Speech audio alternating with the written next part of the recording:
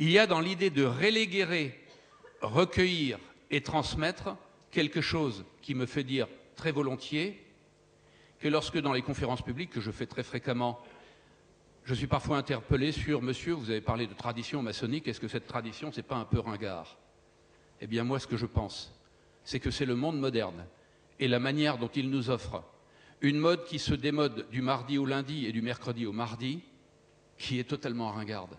Et je considère la tradition comme étant protégée de la mode. Elle ne l'a jamais été à la mode, ce n'est pas son problème. En revanche, elle n'est pas ringarde. Lorsque l'on regarde le monde aujourd'hui, je crois, la tradition, c'est une urgence. Donc je voudrais revenir sur la pluralité des offres de sens. Comment vous vous situez là-dedans? Et on pourrait greffer sur cette question la question du cadre laïque qui est le nôtre, qui est fondamental. Juste quelques mots là-dessus avant que nous ne donnions la parole aux personnes de la salle. Parce que tout de même, c'est ce cadre qui facilite à la fois la pluralité des offres de sens avec tout le mélange dont vous venez de parler, et puis qui en même temps peut dissoudre un certain nombre de valeurs que nous connaissons. Messieurs, sur cette question. Tarek.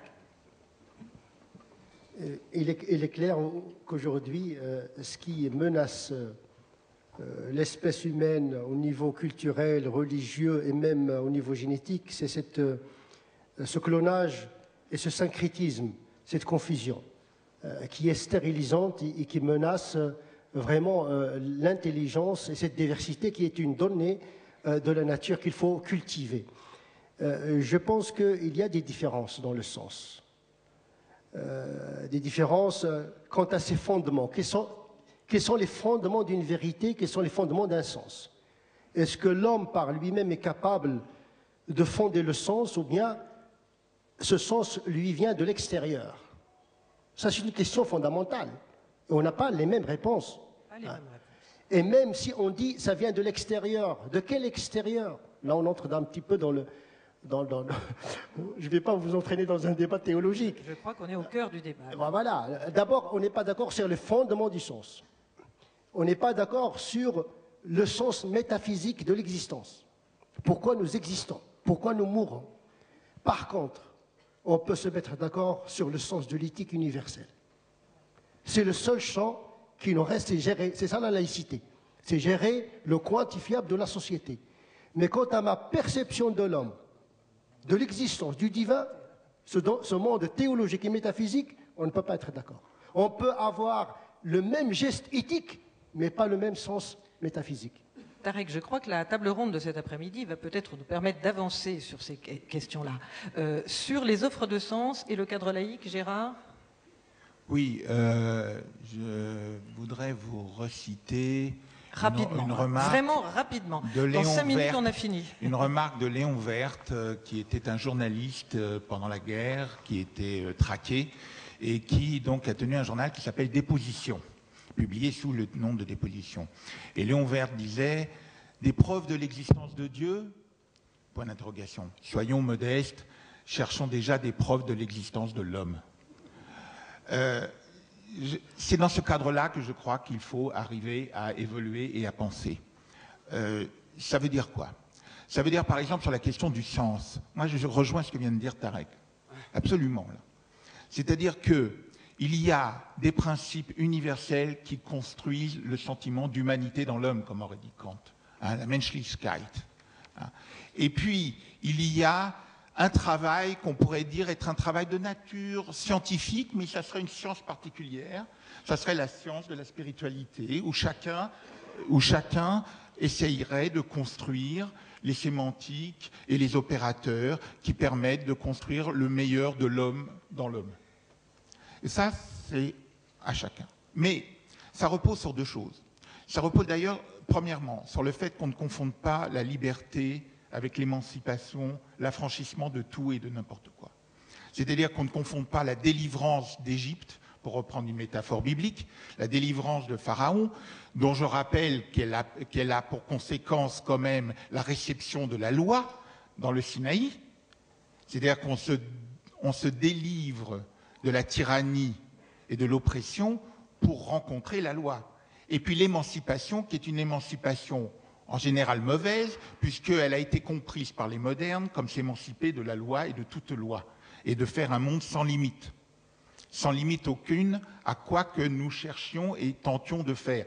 Les exemples que j'ai donnés en tout début du travail scientiste et délirant dans la science en sont des exemples. Voilà. Donc la liberté n'est pas sans responsabilité, ça c'est une première chose. Deuxièmement, choisir la vie. Dans le Deutéronome, il est dit, je vous rappelle, je mets devant toi la vie avec le bien, la mort avec le mal, choisis la vie. Choisir la vie contre la mort en permanence. Jean-Paul II disait que nous étions dans une civilisation de mort. Et bien, bien que juif, je souscris totalement à cette remarque du pape précédent. Nous sommes dans une civilisation de mort. Nous sommes convoqués à choisir la vie et à interroger tout ce qui va du côté du vivant. Du vivant pour laisser une chance à l'humain dans l'homme de se construire et d'avancer. Dernière chose, ça n'est pas sans dette. Et je reviens là pour la laïcité, parce que je pense à un grand penseur franc-maçon, Léon Bourgeois, fondateur du Parti radical socialiste, qui a été président du Conseil, qui a été même prix Nobel de la paix en 1920, un personnage que les Français apparemment ont complètement oublié dans leur patrimoine des grands hommes. Eh bien, Léon Bourgeois disait, dans son livre sur la solidarité, et pour son mouvement solidariste, il disait « L'homme naît en dette envers la société. Il naît en dette envers toutes les générations antérieures et il ne peut s'acquitter de cette dette qu'en donnant un plus aux générations à venir, c'est-à-dire sur l'axe de la vie, encore une fois. » La loi et la vie. Merci. Très, très rapidement, une petite phrase, Jean Moutapa, ou deux. Une, en tout cas, que j'ai envie de citer ici parce que il me semble qu'elle nous rappelle la vertu d'humilité à tous, hein. Nous cherchons tous ici à aller à l'encontre en tout cas d'une partie de la civilisation qui va vers la mort, je dirais, qui est suicidaire. On sait que les religions, on les accuse souvent d'avoir été vecteurs de violence. Mais l'athéisme aussi, et tout l'homme, et tous les hommes, et toutes les civilisations ont été vecteurs de violence. Et donc, en ces temps de mondialisation, je crois que se rappeler la phrase d'Éric Weil, le philosophe français Éric Weil, qui a beaucoup travaillé sur la violence, sa définition de la violence, la voici. Il y a violence dès lors que je me refuse à faire participer l'autre à l'élaboration de mon propre discours. Donc, je pense que la violence, elle est là, elle est présente tout le temps, dans les religions, hors des religions, et que le défi de la mondialisation, c'est d'essayer de trouver ensemble une éthique de la compréhension de l'autre, parce que nous ne sommes pas d'accord, comme le rappelait Tarek. Ce qui est intéressant, c'est que justement, nous ne sommes pas d'accord. Nous avons des fondements différents. Hein, et donc, voilà, essayer, malgré cette étrangeté de l'étranger, hein, cette étrangeté de l'autre, essayer d'incorporer cette altérité à soi-même, à l'élaboration de son propre discours. Merci. Un mot sur le cadre laïque qui nous permet d'avoir aujourd'hui des tables rondes de ce type. Alain et peut-être Roger aussi. Et puis ensuite, tout de suite les questions.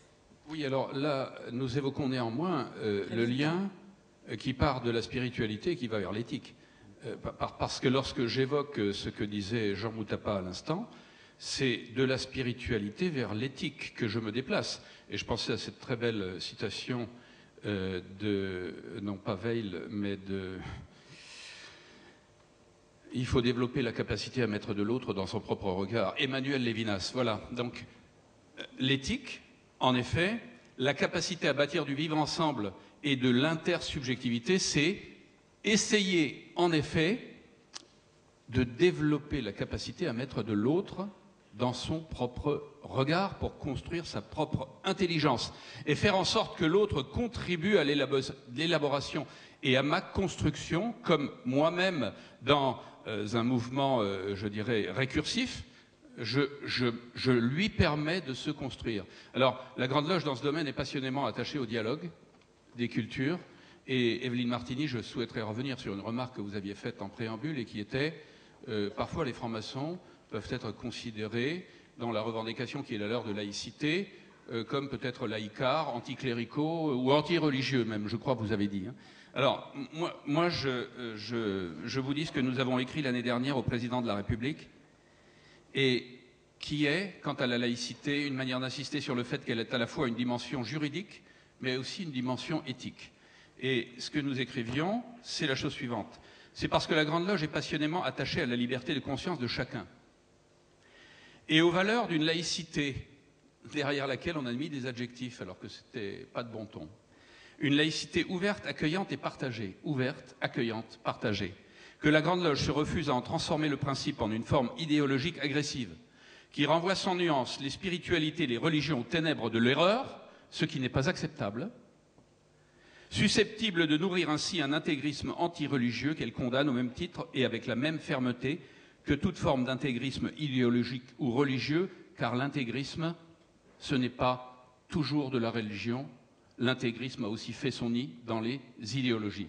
Eh bien, le fait que j'ai dit que la laïcité pouvait être ouverte, accueillante et partagée, c'est passer de la dimension juridique, la loi de séparation des Églises et de l'État, c'est-à-dire décembre 1905, l'article 2 de la Constitution de 58.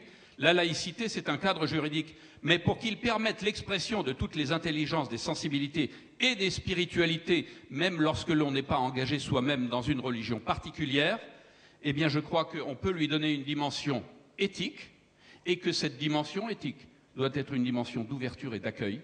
Oui, tu es différent de moi. Alors venons ensemble, rencontrons-nous et bâtissons une intelligence ensemble, une intelligence de l'humain ensemble, tout en tenant compte de cette formidable diversité. Et nous terminons par partager, parce que cela signifie que pour ce qui nous concerne, le cadre laïque doit être en effet partagé, parce qu'il est justement celui qui permet l'expression de la liberté de chacun. On ne peut pas conclure sans poser la position de la Grande Loge traditionnelle et symbolique Opéra sur la laïcité. Ça serait malvenu et mes petits camarades m'en voudraient beaucoup. Je t'en prie. Ils sont là d'ailleurs, ils me surveillent, comme vous le voyez. Alors, pour nous, la laïcité, c'est pas un problème. C'est un principe constitutionnel que nous respectons, que nous revendiquons et que nous avons défendu. Nous avons signé il y a quelques années, en 2003, je crois, avec les 10 obédiences maçonniques dites représentatives sur le marché, effectivement, une charte dans laquelle il était clairement indiqué que la laïcité était une liberté fondamentale qui garantissait toutes les autres. Si nous sommes donc fortement attachés à ce principe et si nous nous inquiétons parfois d'un certain nombre d'attaques qu'il subit, notamment du fait de la promotion de tel ou tel communautarisme, effectivement, pour autant, nous n'éprouvons pas le besoin d'avoir un laïcisme militant. Pourquoi n'éprouvons-nous pas ce besoin? Eh bien parce qu'effectivement, nous considérons un petit peu, à l'instar de nos amis de la Grande Loge et nos frères de la Grande Loge de France, qu'effectivement, quelques adjectifs permettent d'en préciser le contenu. Je veux dire que pour nous, il y a peut-être une dimension supplémentaire, ce qui fait que d'une Grande Loge à l'autre, il peut y avoir quelques spécificités.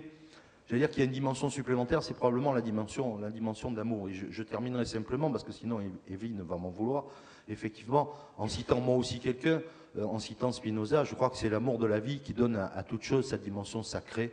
Et je crois que c'est à ça que nous sommes attachés, à la Grande Loge traditionnelle et symbolique Opéra. Merci, messieurs.